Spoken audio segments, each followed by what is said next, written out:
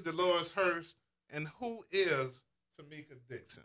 So, Ms. Hurst, can you please tell the listening audience who you are? Um, who I am as in what I do, or who I am as in Period. um, You I can give us the long am and the short version. long and short. But okay, I am a black woman. I am educated. I am spiritual, but I am someone who's very passionate about community, passionate about marginalized communities and resources, and I'm very passionate about leadership and nonprofit as well, and making sure that we are serving our black community to the best of our abilities, and making sure that they have everything they need. Cool. Ms. Dixon? Yes, Tamika Dixon, originally from Central Louisiana, Alexandria, Louisiana. I'm a social worker who's been living in the New Orleans area for about 4 years now.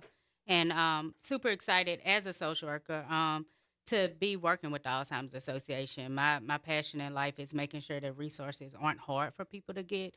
Education is attainable, and that then helps to bring a better quality of life. And so really excited to be able to do community engagement work and fundraising work here in the New Orleans area on behalf of Alzheimer's. All right, what is the Alzheimer's Association Louisiana chapter? And how did y'all get started? Yeah. So Alzheimer's Association, Alzheimer's Association in general is a national volunteer health organization. Okay. It's a research organization that has been in corporation for, I mean, it's been years. It's been over 20 years. But the chapter in Louisiana got started in, I believe, the 80s, if I'm not mistaken. But it kind of had its own like independent chapters, and it broke off into it started with volunteers wanting to fundraise to find a cure for Alzheimer's. So that's how it started. They started off wanting to find a cure for Alzheimer's, but then it kind of broke off into this need for bringing resources to caregivers and building in that capacity too. So it kind of expanded into that, and it kind of ended up becoming this big national organization that came together and merged into one big national thing. All right. So we'd like to welcome on board Ms. Leslie Ann. Yes, how you doing? I am Good. Leslie Ann. All right, Ms. Leslie Ann, also fundraising manager. So we got all the people who raise all the funds for the Alzheimer's Association of Louisiana here in the room. So it's good to be a part of so many people who are doing such great things and also raising such great amounts of money. So we're going to talk about that a little later on. But right now, could you tell the listening audience what is Alzheimer's and how do y'all help families? I'm gonna let one of the other ladies answer this time. Or do you Yeah. want me to answer? I'll start talking about how we help families, and if you want to go into the Alzheimer's piece of Loris, because I know you hit that great nationally and on the Louisiana end with stats and the advocacy piece as well. But we help families in a multitude of ways throughout the state, and specifically here in the New Orleans area. We have support groups that are throughout the city for those caregivers and those individuals that are helping their family members that are living with Alzheimer's and other dementia. Through those support groups, they're able to be provided education. Also, resources are shared in regards to like healthcare providers and where other resources and education can be attained, if that could be long-term care facilities as well. We also help by way of providing programming through faith-based organizations as well, with the 10 warning signs, and then also the causes of Alzheimer's as well. All right, so you just mentioned the 10 warning signs. Can you give us that top 10, please? Yeah. So just to go back to that question, is what is Alzheimer's? Alzheimer's is the most popular type of dementia. It is a disease of memory loss, but it doesn't always start with memory loss. It kind of starts with a decline in cognitive function overall. It can be so going into the 10 warnings. It can be personality changes. It can be loss of everyday understanding of what you do every day. It can be loss of focus. It can be challenging planning or solving problems, difficulty completing your familiar tasks, confusion with your time and place, misplacing things that you do, that you always put your keys in a certain spot every day. But you misplaced your keys and you put them in a different, put them in a closet instead of putting them in that same bowl that you put by the door every day. You put them in the closet, but you can't have recall. So we always kind of define it as you not having recall. It's long-term loss. So, you can have issues with memory. You can have issues with recall. You can have issues as you get older or in life with these problems. But when it comes to dementia or any other dementia and Alzheimer's, it's a lack of recall. It's long-term effects. It's not memory loss or Alzheimer's is not a part of getting older. You know what I'm saying? A lot of times it's like, hey, it's not a normal part of aging. Or a lot of people are like, oh, she's just getting old. Mama lost her. She got Alzheimer's because she's getting old or whatever. No, it's a disease. It's not a part of getting older. It's something that is very separate. It's a disease. Okay. So back in the day and historically, I know Alzheimer's has been a subject that has been taboo, but especially for the black community. So how does Alzheimer's affect black families in the black community, going from the past to the present? Because Big Mama, a Medea, a Ma, a Grandma, somebody had those signs and symptoms like you spoke of, but we never said anything about dementia. We never said anything about Alzheimer's. They was getting old. Right. So now it's a different day. It's a different time, and we actually do something about it. Yeah, so I'm going to piggyback off of what Dolores said. One of the biggest factors that in the African American community is Big Mama or Grandma forgetting to put something in the food. It's like that's the biggest red flag. So if we want to talk about the African American community and what's our biggest red flag, that's one of those things. It always kind of goes back, oh, she left the gumbo on. She left the gumbo sitting out. Or so-and-so doesn't eat shrimp and she put shrimp in this dish. So I say that to say those are warning factors that might stick out because we know grandma don't forget stuff like that. Right. The biggest thing in the African American community, and that's why it's so important to us to get into the community to spread these resources because it has been taboo. The reason I am a part of the association, my grandmother had Alzheimer's. I was 14 years old, and it really wasn't well known what it was going to do. There were no medications, but it was, they're getting older. So that's why we're also passionate about it, to make sure that it is put into the community and that it's not stigmatized and it's something, it's okay, and there's resources to help. And as far as caregivers, to have those resources for caregivers, because it's a disease that can be very overwhelming for a caregiver, a daughter, a son, a granddaughter, a niece, a nephew. So having those resources for the caregivers is really important because the disease is hard. And it's hard on caregivers more than it is on the individual. So it's literally one of the things where we have to come together as a community and as families to get through it. Because, again, it's different. And it's not something that we're used to. And it's not something that we learned growing up.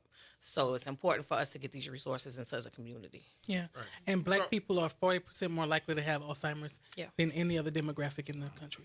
And stats show us that those that's diagnosed age 65 and up, New Orleans Parish specifically is number 6 in the nation. And so you have number 1, Miami-Dade, 2, Baltimore, 3, Bronx County. And to some people, we know those are heavily populated areas by black Americans. So upon being diagnosed with Alzheimer's, what is the life expectancy once diagnosed to someone actually dies? So with Alzheimer's, you never know. So they can honestly live 4 years. Honestly, they can live 4 months to 14 years. Or 20 years or longer. It depends on how the progression of the disease. It can go fast or it can go slow. This disease you can never tell with anyone.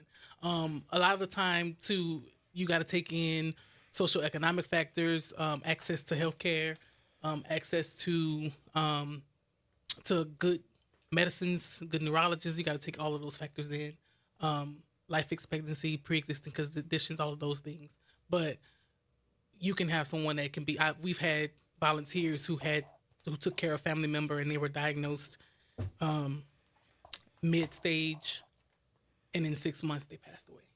And they got to the late stage in 6 months and they passed away. Or someone right now who was a caregiver and she's been working with her mom, and she's been 10 years. And we also had a volunteer who's on my board, and she took care of her mom for 16 years. So you just never know. So what's some of the resources do y'all guys provide?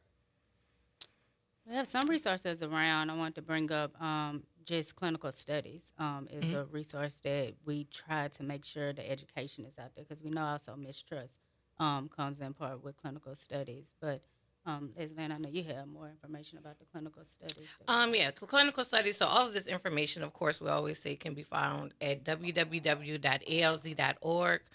We have a few resources. We have the Alzheimer's Association helpline. The helpline is 24/7. The helpline is for caregivers, sometimes in, I don't want to say crisis, but in crisis mode, and they don't have a person or someone to call. So I just want to share that number. It's 1-800-272-3900. We also have support groups throughout the state. So here in New Orleans, we have something called Guide Program Providers. And one of our program providers here in New Orleans, well, it's in Metairie, is Care Associates. And you can call them at 504-457-2200, somewhere in Action Medical Center. Action also has resources for those who are experiencing symptoms of Alzheimer's or the Alzheimer's disease. So there's those resources. Online is the study. You can sign up for the study. Brain health. You can also talk to your primary care physician if you feel like you are having symptoms or you don't really know what's going on. You can go to them, and they have to help you and make sure they get those tests scheduled for you. They can't just say, oh, no, it might be menopause, or it might just be this, it might just be that. No, it's their obligation to be able to give these resources and give these tests to you if you feel like you are in distress or you're experiencing symptoms. So that's important to know as well. So what is the difference between dementia and Alzheimer's? Yeah. So dementia is an umbrella term. So Alzheimer's is a type of dementia. Okay. So dementia is the umbrella term. Alzheimer's is the most popular type of dementia. But you have vascular dementia. You have frontotemporal dementia. Alzheimer's is just the most popular type of dementia. All right. So if you want to call in and be a part of the conversation, or if you have any questions for the gurus of Alzheimer's, they are here right now. Please call in or dial in at 504-582-9422. So take a break while you're eating your chicken, your shrimp po' boy, or your gumbo, whatever you're having right now. I know you're enjoying it, but I also hope and pray that you're enjoying this conversation. So once again, please dial in at 504-582-9422. And if you're watching this on Facebook, what's happening, how you doing? Also, how is Alzheimer's Association Louisiana chapter involved in the local community? Yeah, so we're involved in this local community, not only just with our support groups and our helpline and all those things, but we also have our Walk to End Alzheimer's. Yeah. And Our that's Walk gonna be to my End next Alzheimer's question. is going to be... So hold up. Let me ask the question. So tell us about the Alzheimer's Association Louisiana chapter walk. When is it, and how can the public get involved? Okay, so before we talk about walk, so we do programs as well. So outside of support groups and all those things, we do work with partners to do programs. So one of the biggest awareness programs that we did do a couple months ago in New Orleans was our play called Unforgettable. We had we call it the Unforgettable Weekend. We had a jazz night and a play, and we had about 300 people that attended that weekend. And it was an awareness event that we put on and taught them about what Alzheimer's looked like in the Black community and Black families. But we do those things like that. We do events and awareness events and education programs and online education programs with people. But also the walk is going to be at the Shrine October 18th, and I'm going to let Tamika, who's our walk manager, speak a little bit more about that. Yeah, I want to piggyback too on the community engagement piece. We were able to partner with a lot of faith-based partners. And so even though we have programs around the city, we're always looking for volunteers that are interested in facilitating and being educators, but also for those churches and community spots that would want to host as well. And from that plate, we got a lot of teams for our walk. Our walk is going to be October 18th. It's at the Shrine on Airline in Metairie. And we're really excited. Last year we had about 500 people. We're looking to grow that, and we're seeing the numbers grow daily. Our MC for coming back again by popular demand is Mr. Daryl Forges, reporter from WDSU, who's a great supporter and friend of the Alzheimer's Association. And a friend of New Orleans Region Black Chamber of Commerce also. Awesome. What's up there? Awesome. Yeah. Yeah. And so at the walk, we have a few different components. It's something for everybody there. We have the kids area, which is a big hit where it's face painting, it's jumping things. It's all kind of ways for kids to engage as well. We do also have the pavilion area for individuals that want to be there and want to be a part of the walk, but they may not be able to walk. The walk is 1 mile. That's 3 times around the track, but that gives everybody that visibility and that front row seat to be able to be there under the shade and chill out. We also have entertainment as well, so great music. A lot of vendors and community partners are there, so even if you're interested in being a vendor, to be able to make sure that you get information out. It's super important to us that people are able to get that information while they're there as well, whether it's from caregivers or financial or legal, all the things that can play a part when a person is diagnosed and families are looking for resources. And so we also have a caregivers tent for those caregivers. We want you to put your feet up. We want you to relax. We want you to know that you're amongst a community that loves and care about you as well, too. And so everyone gets there about 8:30, 9 o'clock. Usually we're done by 12, so I will throw out, it is the day of Southern Homecoming. I am a proud Southern grad, and so I want to let you know you still have time to come, enjoy yourself. We got food. You're not going to get too sleepy where you won't be able to get on the road and still head there and be in time for tailgate. So great cause, and we want to see everybody there. So once again, how can a listening audience get registered for the walk?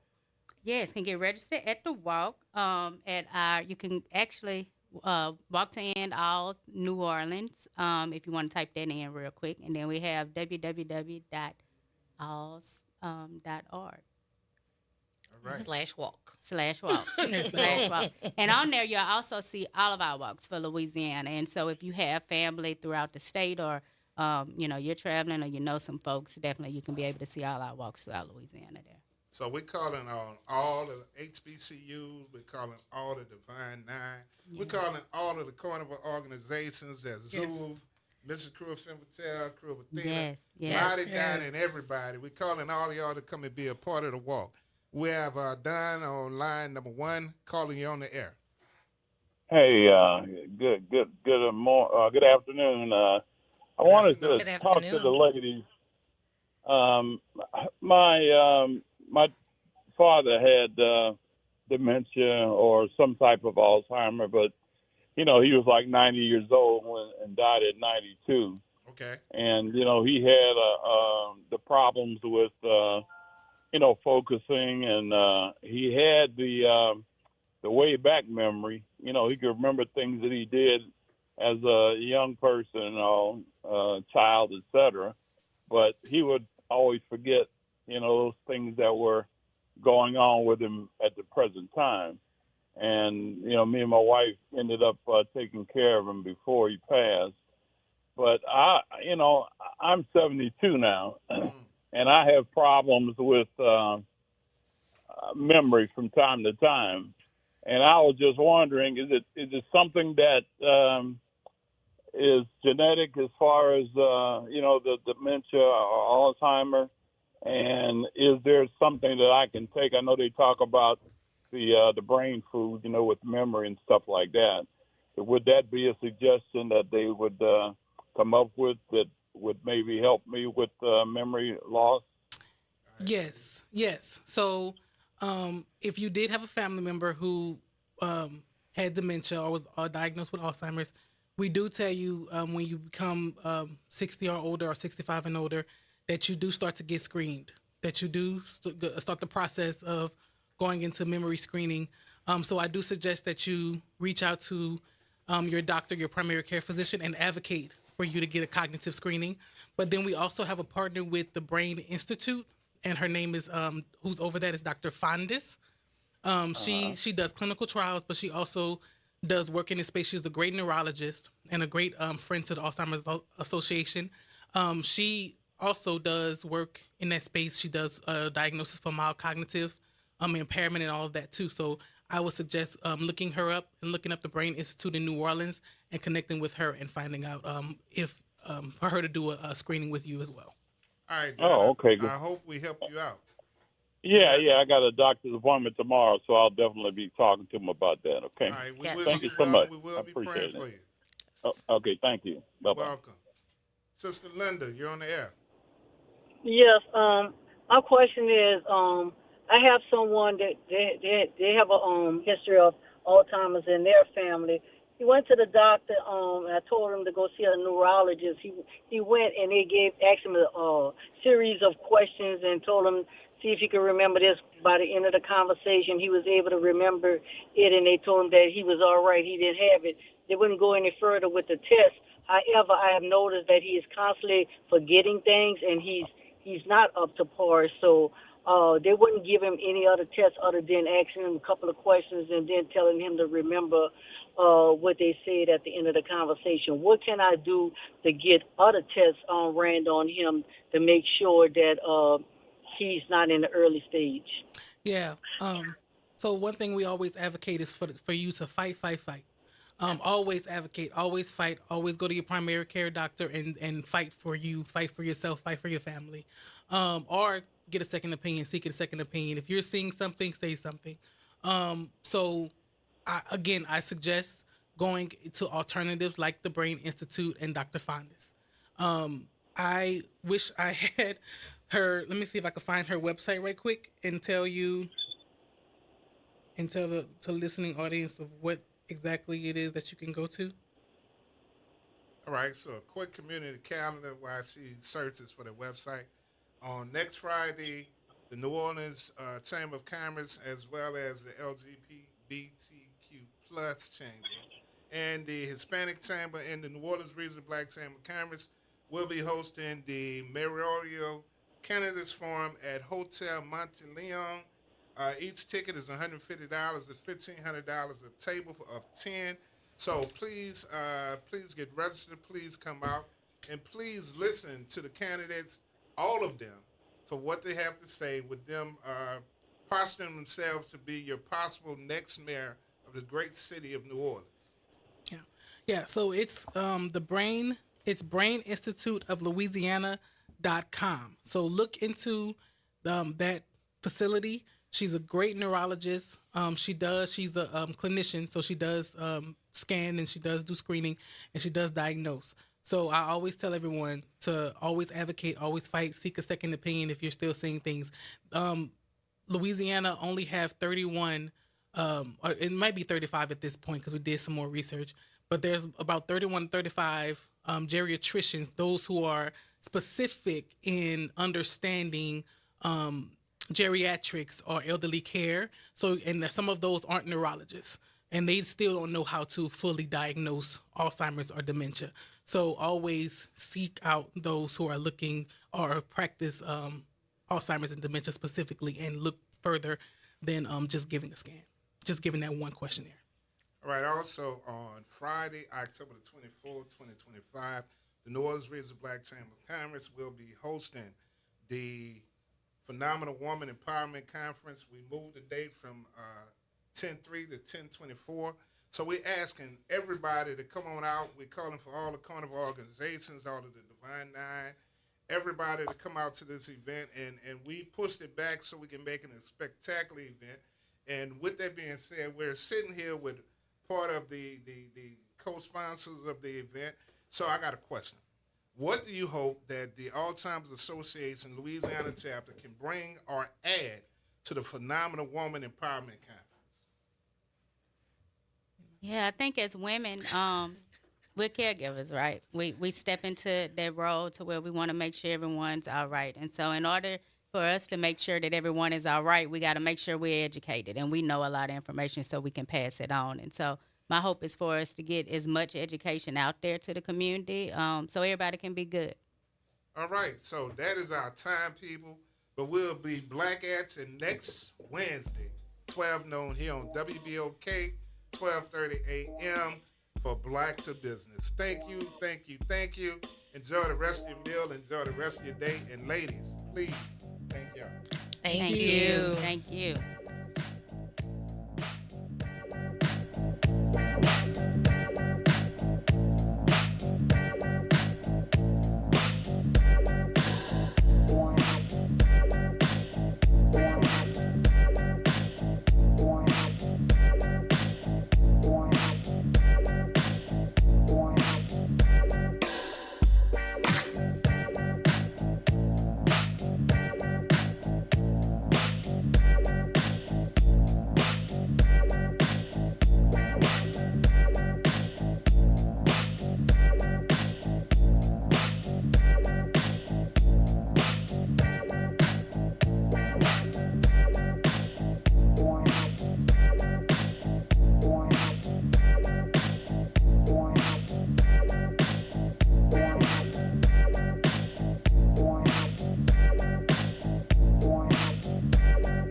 The following is a paid program and does not necessarily express the views or opinions of Equity Media, its management, staff, or affiliates of WBOK. This is a rebroadcast on WBOK.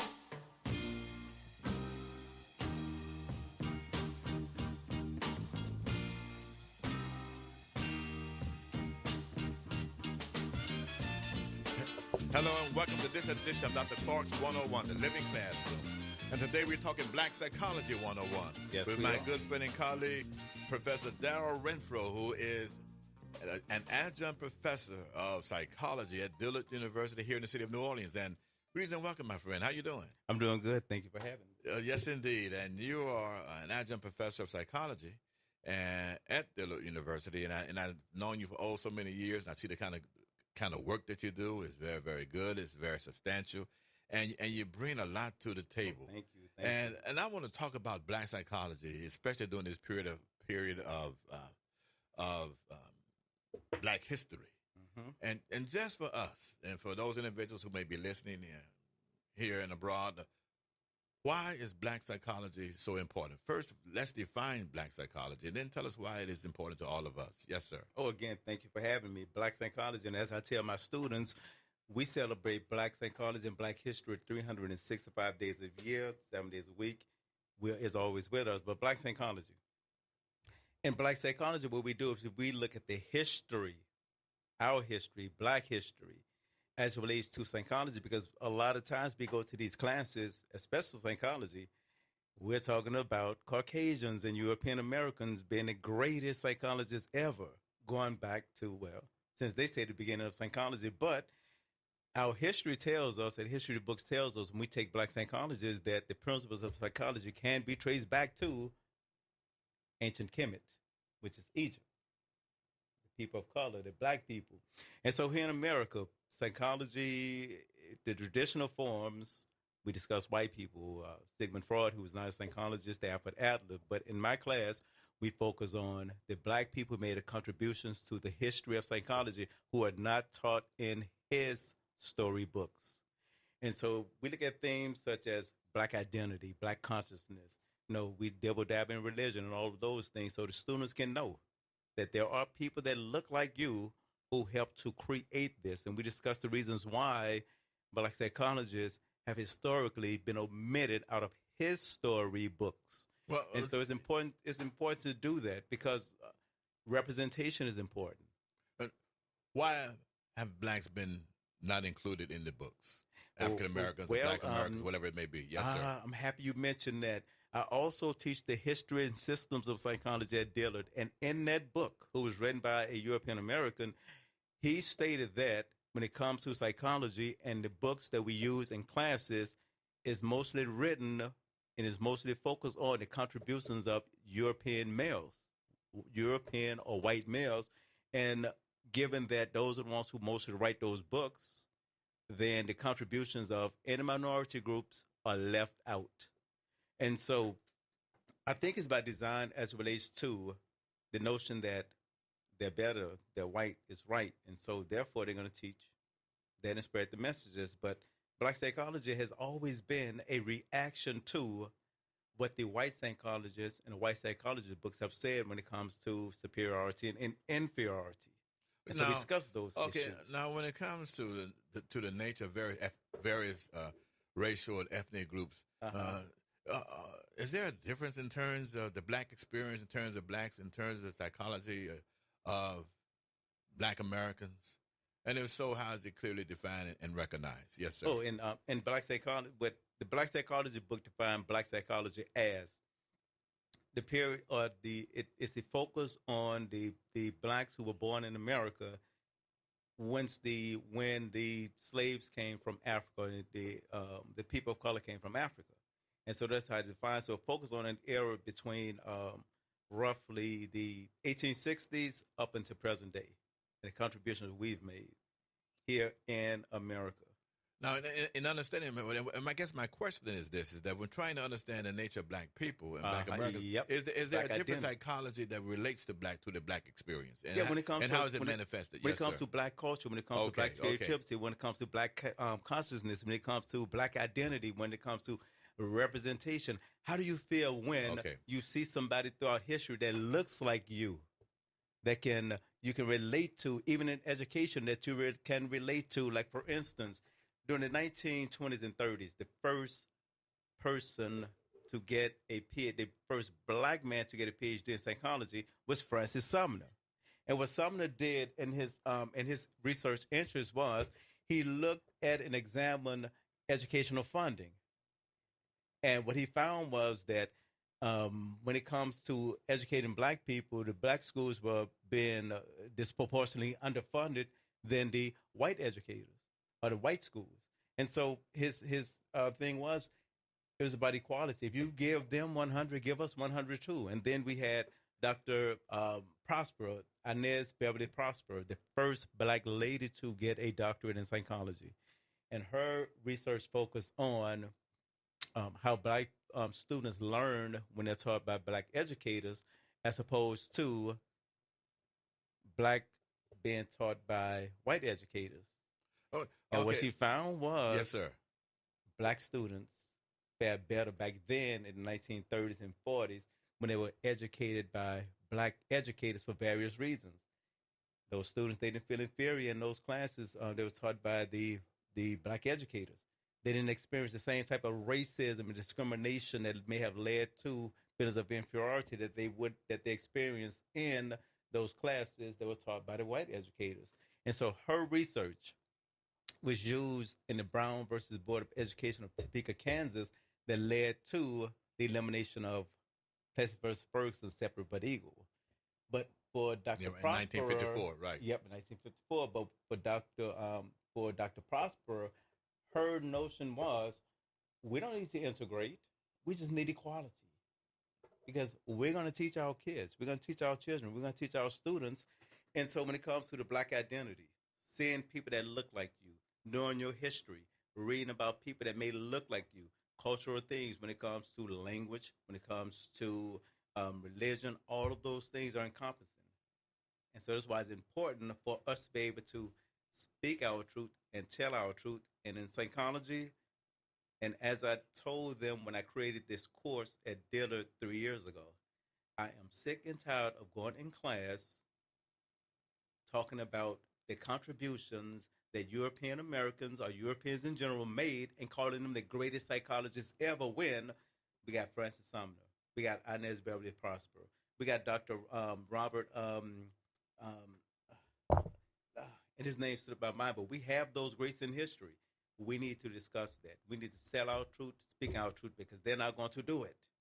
Let's do this. I understand the premise, and I appreciate it 100%, and I agree with you, and I also agree with you 100% in terms of the nature of black psychology and the necessity of it. But for our listening audience, do this for me. Yes. Why is psychology, period, important? Psychology is period because it looks at the internalization when it comes to behavior. And then looking at the internalization, we look at the combination between our thoughts, our feelings, our actions, and how society may influence that. And so we make those connections with that. And that's from the cognitive behavior point. Then also from a Sankofa standpoint, which means to go back to your past so you can understand how you became what you are presently. So psychology is everywhere. No matter what you do, there's a process of thinking, there's a process of feeling, there's a process of doing.